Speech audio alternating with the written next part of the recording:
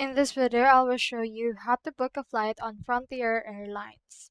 Now, in order to book a flight, just head over to flyfrontier.com and then input right here your origin airport as well as your destination airport. So for example, right here, I'll just choose in here Mexico. And then for this one, I'll just choose in here the destination airport. For example, let's choose in here New York.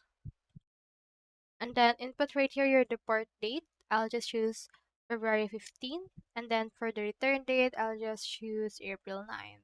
Now input right here the number of travelers. It can be children, lap infants, or adults. After that, you can input your promo code. You can search by dollars or miles. And after that, click onto the search option. Now once we have done that, this will actually load in order to show us some flight suggestions that we can take based on to the information that we have provided. We have in here now the suggestions. You can choose basic fare or economy bundle depending on to this ones that are available. So for example, you can input right here the round trip. I'll just choose in here this one.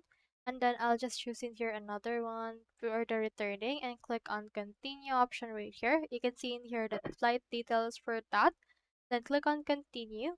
And then once you have done that, just follow the on-screen instructions, input your passenger information as well as your payment information in order to successfully book this particular flight.